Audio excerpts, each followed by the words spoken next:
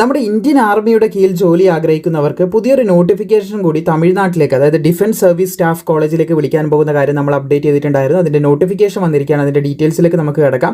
ഇവിടെ നിങ്ങൾക്ക് കാണാൻ സാധിക്കും Defence service Staff College, Wellington, Nilgiris. ഇതിൻ്റെ പിൻകോഡാണ് ഇവിടെ കൊടുത്തിട്ടുള്ളത്. തമിഴ്നാട്ടിലേക്കാണ് നോട്ടിഫിക്കേഷൻ ഇപ്പോൾ വിളിച്ചിട്ടുള്ളത്. സോ ഓഫ്ലൈൻ അപേക്ഷയാണ് ശ്രദ്ധിച്ചിരിക്കുക. ഇതിൻ്റെ കംപ്ലീറ്റ് ഡീറ്റെയിൽസ് നമുക്ക് നോക്കാവുന്നതാണ്.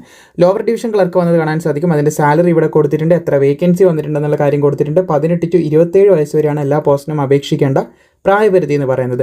അതുപോലെ തന്നെ സിവിലിയൻ മോട്ടോ ഡ്രൈവർ ഉണ്ട്, മൾട്ടി ടാസ്കിംഗ് സ്റ്റാഫ് 10ാം ക്ലാസ് മാത്രം മതി MTSന്. പിന്നെ stenographer, supervisor, network administrator, hardware administrator, പിന്നെ lineman, boat builder, technical attendant തുടങ്ങിയ പോസ്റ്റുകളിലേക്കാണ് ഇപ്പോൾ അപേക്ഷ വിളിച്ചതായിട്ട് നമുക്ക് കാണാൻ സാധിക്കുന്നത്.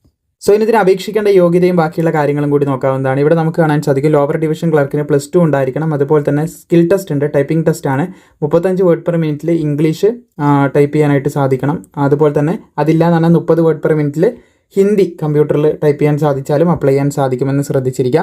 പിന്നെ മോട്ടോർ വെഹിക്കിൾ, അതായത് സിവിലിയൻ മോട്ടോർ ഡ്രൈവറാണ് ഓർഡിനറി ഗ്രേഡ്, +2 തന്നെയാണ് യോഗ്യത. അതുപോലെ തന്നെ സിവിലിയൻ ഡ്രൈവിംഗ് ലൈസൻസ് ഹെവി വെഹിക്കിളിൻ്റെ വേണം, 2 വർഷത്തെ എക്സ്പീരിയൻസ് ചോദിക്കുന്നുണ്ട്. പിന്നെ MTS ആണ്. ഇതിന് അപേക്ഷിക്കാൻ നിങ്ങൾക്ക് 10ാം ക്ലാസ് മാത്രം മതി. മെട്രിക്കുലേഷൻ ഇക്വലന്റ് 10ാം ക്ലാസ് ആണ് ഇതിൻ്റെ യോഗ്യത എന്ന് പ്രത്യേകം ശ്രദ്ധിച്ചിരിക്കുക. പിന്നെ അതിൻ്റെ വർക്കും ബാക്കിയുള്ള കാര്യങ്ങളായിട്ട് ബന്ധപ്പെട്ട കാര്യങ്ങൾ താഴെ കൊടുത്തിട്ടുള്ളൂ. പിന്നെ സ്റ്റെനോഗ്രാഫർ +2 ഉണ്ടായിരിക്കണം എന്നാണ് പറഞ്ഞത് സ്റ്റെനോഗ്രാഫറിന്. പിന്നെ സ്കിൽ ടെസ്റ്റ് ആയിട്ട് 10 മിനിറ്റ് ഇത് കാണും. നമുക്ക് സ്റ്റെനോഗ്രാഫിയിലുള്ള സ്കിൽ ടെസ്റ്റ് ഉണ്ട്. ഡിറ്റേഷനും ട്രാൻസ്ക്രിപ്റ്റും കാര്യങ്ങളൊക്കെ കൃത്യമായിട്ട് ചെയ്യേണ്ടതായിട്ട് ഇവിടെ കാണിക്കുന്നതായിട്ട് നമുക്ക് കാണാൻ സാധിക്കും. ഇംഗ്ലീഷ് ഓർ ഹിന്ദി കാണിക്കുന്നതായിട്ട് കാണാൻ സാധിക്കുന്നതാണ്. അപ്പോൾ സ്റ്റെനോഗ്രാഫി പഠിച്ചവർക്ക് അത് കൃത്യമായിട്ട് ചെയ്യാൻ സാധിക്കും. അപ്പോൾ സ്റ്റെനോഗ്രാഫി ഉള്ളവർക്ക് അതിന് അപേക്ഷിക്കാം. പിന്നെ സൂപ്പർവൈസറാണ്, ബാച്ചിലർ ഡിഗ്രി ഇൻ എഞ്ചിനീയറിംഗ് ആണ് ചോദിച്ചിട്ടുള്ളത്. Technology or masters degree in computer application or computer science or information technology, ഇതിൽ പറയുന്ന ഏതെങ്കിലും ഒന്നിലുണ്ടായാൽ മതി കേട്ടോ. പിന്നെ 2 ഇയർ എക്സ്പീരിയൻസ് കൂടി ചോദിക്കുന്നുണ്ട്. പിന്നെ ഡിസേബിൾ ആണ്, ഉണ്ടെങ്കിൽ മുൻഗണന ലഭിക്കും, ഇല്ലെങ്കിൽ പ്രശ്നമില്ല. ഈ മുകളിൽ പറഞ്ഞ 2 യോഗ്യത ഉണ്ട്, അപ്ലൈ ചെയ്യാം.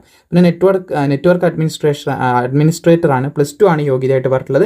വിത്ത് ഡിപ്ലോമ ഇൻ നെറ്റ്വർക്ക് അഡ്മിനിസ്ട്രേറ്ററിലോ അല്ലെങ്കിൽ ബാച്ചിലർ ഡിഗ്രി ഇൻ കമ്പ്യൂട്ടർ ആപ്ലിക്കേഷനിലോ ഉണ്ടായിരിക്കണം. പിന്നെ സർട്ടിഫിക്കറ്റ് ഉണ്ടായിരിക്കണം എന്ന് പറയുന്നുണ്ട്. CIS COയിൽ certificate network associate and CISO certificate network professional ഉണ്ടായിരിക്കണം എന്നുള്ളൊരു കാര്യം, ആ ഒരു സർട്ടിഫിക്കറ്റ് കോഴ്സ് ചെയ്തിട്ടുള്ളൊരു കാര്യം കൂടി ഇവിടെ പറയുന്നത് കാണാൻ സാധിക്കും. പിന്നെ 2 ഇയർ എക്സ്പീരിയൻസ് ചോദിക്കുന്നതും കാണാൻ സാധിക്കും. പിന്നെ വർക്കിങ്ങിൻ്റെ ബാക്കിയുള്ള ഇതൊക്കെ എന്ന് പറയുന്നത് ഡിസേബിൾ ആണ്, ഉണ്ടെങ്കിൽ മുൻഗണന ലഭിക്കും, ഇല്ലെങ്കിലും പ്രശ്നമില്ല കേട്ടോ. പിന്നെ ഹാർഡ്വെയർ അഡ്മിനിസ്ട്രേറ്റർ ആണ്, +2 ആണ് അതിൻ്റെ യോഗ്യതയായിട്ട് പറഞ്ഞിട്ടുള്ളത്. With advance diploma in computer hardware or bachelor degree in computer application ഉള്ളവർക്ക് അപ്ലൈ ചെയ്യാം. പിന്നെ സർട്ടിഫിക്കറ്റ് ചോദിക്കുന്നത് കാണാൻ സാധിക്കുന്നതാണ്, സമാന മേഖലയിൽ ഇവിടെ കാണാൻ സാധിക്കും. പിന്നെ എക്സ്പീരിയൻസ് ചോദിക്കുന്നത് കാണാൻ സാധിക്കും, സമാന മേഖലയിൽ ഇവിടെ കാണാനായിട്ട് സാധിക്കും. ഏതാണെന്ന് ഹാർഡ്വെയർ അഡ്മിനിസ്ട്രേറ്റർ തന്നെ. പിന്നെ ഡിസേബിൾ ആണ്, ഇതുണ്ടെങ്കിൽ മുൻഗണന ലഭിക്കും, ഇല്ലെങ്കിലും പ്രശ്നമില്ല. ലൈൻമാൻ ആണ്, +2 ഉണ്ടായിരിക്കണം, ഡിപ്ലോമ ഉണ്ടായിരിക്കണം എന്നുള്ള കാര്യം പറഞ്ഞ് കാണാൻ സാധിക്കും. ഒപ്റ്റിക്കൽ ഫൈബർ കേബിൾ ആണ് ചോദിച്ചിട്ടുള്ളത്. ലൈൻ മാനേജ്മെൻ്റ് ആണ്, ഒപ്റ്റിക്കൽ ഫൈബറിൻ്റെ line management and 2 year experience കൂടി ചോദിക്കുന്നത് കാണാൻ സാധിക്കും. പിന്നെ ഇത് ഡിസേബിൾ ആണ്, ഉണ്ടെങ്കിൽ മുൻഗണന, നോളജൊക്കെ ഉണ്ടെങ്കിൽ മുൻഗണന ലഭിക്കും, ഇല്ലെങ്കിൽ പ്രശ്നമില്ല. പിന്നെ ബോട്ട് ബിൽഡർ എന്ന് പറയുന്ന പോസ്റ്റ് +2 ഉണ്ടായിരിക്കണം എന്നാണ് പറഞ്ഞിട്ടുള്ളത്. 2 ഇയർ എക്സ്പീരിയൻസ് കൂടി ചോദിക്കുന്നതായിട്ട് നമുക്ക് കാണാൻ സാധിക്കുന്നതാണ്. അതില്ലാത്ത പക്ഷം സക്സസ്ഫുള്ളി കംപ്ലീറ്റ് അപ്രന്റീസ്ഷിപ്പ് ഉണ്ടെങ്കിലും അപ്ലൈ ചെയ്യാനായിട്ട് സാധിക്കുമെന്ന് കാണാൻ സാധിക്കുന്നതാണ്. പിന്നെ ടെക്നിക്കൽ അറ്റൻഡൻ്റ് ആണ്, ITI സർട്ടിഫിക്കറ്റ് ആണ് പറഞ്ഞിട്ടുള്ളത്. ITI സർട്ടിഫിക്കറ്റ് ഉണ്ടായിരിക്കണം. Printing machine operator from A recognised institute ഉണ്ടായിരിക്കണം, അല്ലെങ്കിൽ 10ാം ക്ലാസ് ഉണ്ടായിരിക്കണം എന്നാണ് പറഞ്ഞിട്ടുള്ളത്. അതിൻ്റെ കൂടെ അറ്റ്ലീസ്റ്റ് 1 ഇയർ എക്സ്പീരിയൻസ് കൂടി ഉണ്ടായിരിക്കണം. അപ്പോൾ ഈ പറഞ്ഞ യോഗ്യത ഉള്ളവർക്ക് ഈ പോസ്റ്റിലേക്ക് അപേക്ഷിക്കാനായിട്ട് സാധിക്കുന്നതാണ്. പിന്നെ ഏജിൽ റിലാക്സേഷനും കാര്യങ്ങളൊക്കെ നൽകുന്നതിൻ്റെ ഡീറ്റെയിൽസ് ആണ് ചുവടെ നൽകുന്നതായിട്ട് നമുക്ക് കാണാൻ സാധിക്കുന്നത്.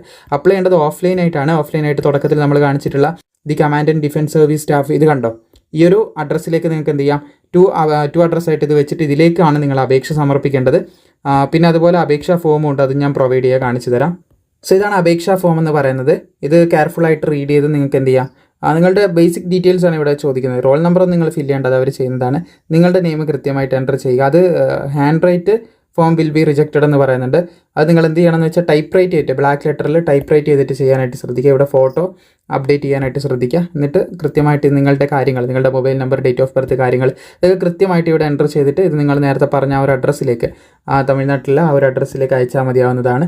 അപ്പോൾ ഇത് രണ്ടും നോട്ടിഫിക്കേഷൻ ആണെങ്കിലും ഈ ഒഫീഷ്യൽ നോട്ടിഫിക്കേഷൻ്റെ ഈ ലിങ്ക് ആണെങ്കിലും എല്ലാം താഴെ ഡിസ്ക്രിപ്ഷനിൽ നോട്ടിഫിക്കേഷൻ്റെ പിന്നെ അപേക്ഷാ ഫോമിൻ്റെ ലിങ്ക് താഴെ ഡിസ്ക്രിപ്ഷനിൽ ലഭിക്കും. അതുപോലെ തന്നെ നമ്മുടെ സ്റ്റഡി മെറ്റീരിയൽ അവൈലബിൾ ആയിട്ടുള്ള വാട്സപ്പ് ചാനലിൻ്റെ ലിങ്ക് താഴെ കമൻറ്റ് ബോക്സിലും ഡിസ്ക്രിപ്ഷനിലും കൊടുത്തിട്ടുണ്ട്. അതിലൂടെ നിങ്ങൾക്ക് മനസ്സിലാക്കി പഠിക്കാൻ ആവശ്യമായിട്ടുള്ള മെറ്റീരിയൽ ചൂസ് ചെയ്യാൻ സാധിക്കുന്നതാണ്. അപ്പം പരമാവധി സുഹൃത്തുക്കളൊക്കെ ഇത് ഷെയർ ചെയ്യാനും വീഡിയോ ഇഷ്ടപ്പെട്ടാൽ ലൈക്ക് ചെയ്യാനും മറക്കേണ്ട.